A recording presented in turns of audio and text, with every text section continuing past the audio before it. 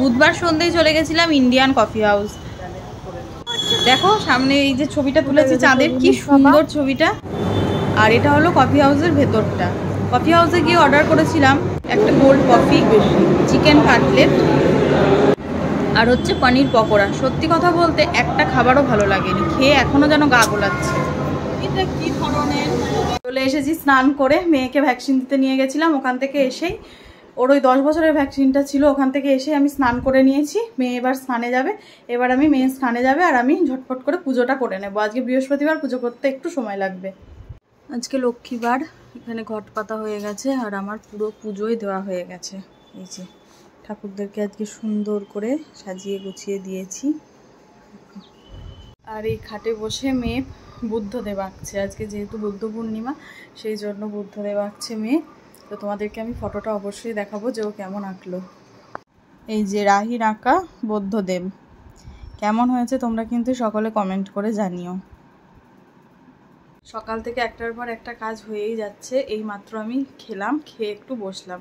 এবার জামা কাপড়গুলো আছে, এগুলো গুছিয়ে নেব, গুছিয়ে চলে যাব রান্নাঘরে। আর আজকে যেহেতু বুদ্ধ পূর্ণিমা, তাই আজকে আর আমিষ কিছু করব না, নিরামিষ রান্নাই করব।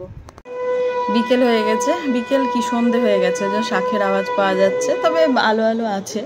তো ঘুমিয়েছিলাম দুপুরবেলা, ঘুম থেকে উঠে চা বানিয়ে নিলাম নিজের জন্য। এই যে যেহেতু দুধ চা বাড়িতে আর কেউ খায় না, আমি খাই, মেয়ে মাঝে মধ্যে খেয়েও, যেমন সকালে খেলো কিন্তু বললো যে এখন আর খাবে না, সেই জন্য ওর জন্য আর করিনি, আমার জন্য নিলাম। আর তার সাথে বিস্কিট নিয়ে নিলাম, দিয়ে এখন বসে বসে চা খাচ্ছি। এই জানলার ধারে বসে আছি, বেশ সুন্দর হাওয়া আসছে, ভালো লাগছে বসে থাকতে।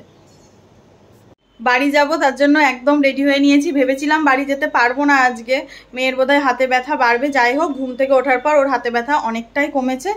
তো চলো এবার যাওয়া যাক। থেকে চলে এসেছি অনেকক্ষণ আগেই, এসে বেশ কিছু কাজ ছিল। এই যে এই ঘরের যেমন চাদরটা তুললাম, চাদরটা তুলে এই চাদরটা পাতলাম। এখন রাতে কাচবো না, সকালে কাচবো। ওয়াশিং মেশিনে সব ভরে রাখলাম। এই ঘরেরও চাদর চেঞ্জ করেছি, ওই ঘরেরও, আর এই ঘরেরও চাদর, বালিশের কভার সমস্ত কিছু চেঞ্জ করা হয়ে গেছে। এই যার একজন বসে আছে, বসে বসে টিভি দেখছে। এখন ওর ব্যথাটা কমেছে আর জ্বরও নেই। এই যে পুতুল নিয়ে বসে আছে। আমার খাবার গরম হচ্ছে, একটাই হচ্ছে ডাল গরম আর এটাই দই পটল। দুপুরে আজকে আর পোস্ত করার সময় হয়নি, ওই জন্য দই পটল, ডাল, পাঁপড় ভাজা আর চাটনি করেছিলাম। এখন আমি পোস্ত করব রাত্রিরে, কারণ দই পটল আর অল্প আছে। এখানে আমার পোস্তর জন্য ছোট্ট ছোট্ট করে আলু কাটা রেডি। আর এখানে পোস্ত বাটাও হয়ে গেছে, অল্প আলু, কারণ শুধুমাত্র রাতের জন্য হবে। আর রাতেরটা যদি থেকে যায়, অতনু একদম খায় না, খেলে আমাকেই খেতে হবে। আর ও একদম পোস্ত খেতে পছন্দও করে না, যেটুকু খাবো আমি আর মেয়ে, সেই জন্য একদম অল্প করে আলু কেটে নিয়েছি। এইটুকু কাজ করতে গিয়ে আমার অবস্থা দেখো, শুধুমাত্র দুটো ঘরের চাদর তুলেছি, ঘর দুটো একটু ঝাঁট দিয়েছি। আর এখানে এসে খাবারগুলো গরম করে পোস্তর আলু কেটেছি আর পোস্ত বেটেছি। মনে হচ্ছে যে স্নান করে এলাম। এবার আমি পোস্তটা চাপিয়ে দিয়ে যাব স্নান করতে। স্নান করে এসে আমি তোমাদের সাথে কথা বলবো। আর পারা যাচ্ছে না, যাচ্ছে তাই অবস্থা। গাটা ধুয়ে আমি চলে এসেছি, স্নান করলাম, মানে মাথায় জল দিলাম না, কারণ আজকে দুবার মাথায় জল দিয়েছি। দুপুরে একদম জ্যাব জ্যাব করছিল ভিজে চুল, অনেক কষ্টে শুকিয়েছি। তো আমি রাত্রিরে কিভাবে আমার স্কিন কেয়ার করি সেটা বলি। দেখো, যখন আমি গা তো প্রত্যেকদিন এই গরমে ধুতেই হয়, গা ধোয়া হোক, স্নান করা হোক, মুখটা ভালোভাবে ফেস ওয়াশ দিয়ে আগে ক্লিন করে নিই। তারপরে আমি দিই প্লামের রোজ টোনারটা, যার যেটা স্যুট করে সে সেটা দিতে পারো।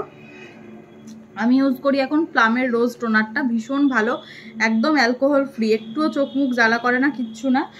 আর আজকে আমি প্রথম, আর নাইট ক্রিম সেভাবে আমি ইউজ করি না, যেহেতু আমার এইগুলোতে দেখলে বুঝতে পারবে একটু হালকা হালকা পিগমেন্টেশন আছে, তার জন্য আমি একটা আয়ুর্বেদিক ওষুধ মাখতাম, মানে আয়ুর্বেদিক ডাক্তার দেখিয়ে।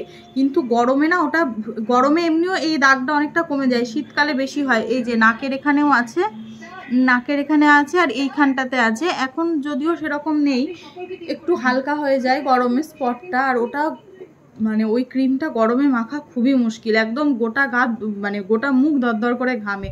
সেই জন্য একটা হালকা কিছু তো একটা মাখতেই হয়।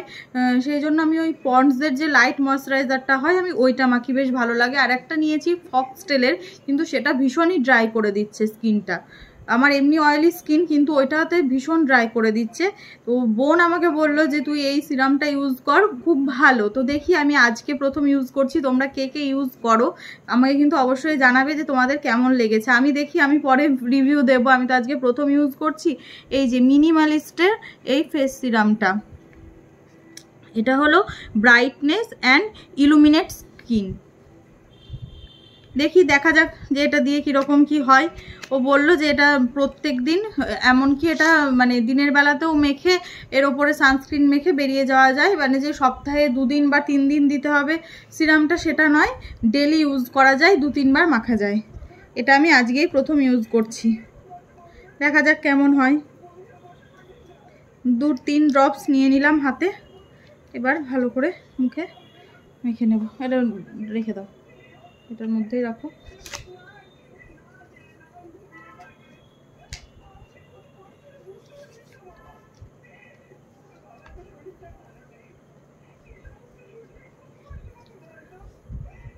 আশা করি ভালো হবে। মিনিমালিস্টের প্রোডাক্ট তো এমনিতে ভালোই হয়। তোমরা কেউ যদি ইউজ করে থাকো তাহলে কিন্তু একটু জানাবে যে তোমরা কে কীরকম রেজাল্ট পেয়েছো। এমনি আমার স্কিনে সেরকম কিছু নেই, শুধুমাত্র এইটুকু জায়গাতে একটু যা মানে ডার্ক স্পট আছে, তাছাড়া এখন আর অ্যাকনের কিছু প্রবলেম আমার সেরকম নেই। আগে যেটা খুব হতো, মানে পিম্পলের থেকেও আমার এই নাকের পাশটাগুলো ভীষণই অয়েলি ছিল আগে স্কিনটা, যার জন্য ভীষণভাবেই র্যাশ বেরোতো স্কিনে। আর এই রকম জায়গাগুলোতে, ঠিক এই জায়গাগুলোতে পিম্পল হতো, এখন সেগুলো হয় না। তো এদিকে তো আমার স্কিন কেয়ার করা কমপ্লিট। গপুদেরকে ঘুম পাড়ানো হয়নি, আজকে অনেকটা রাত হয়ে গেল। গপুদেরকে এবার আমি ঘুম পাড়িয়ে দেবো। আর ওদিকে পোস্তটা হচ্ছে, পোস্তটা হয়ে গেলেই হয়ে যাবে। আর ভাত আছেই, ভাতটাও গরম বসিয়ে দিয়েছি, রাইস কুকারে গরম হচ্ছে। তো আজকের মতন টাটা, বাই। ভিডিওটা কেমন লাগলো অবশ্যই কমেন্ট করে জানাবে। আর ভিডিও ভালো লাগলে কিন্তু লাইক, কমেন্ট আর সাবস্ক্রাইব করবে। Thank you, good night.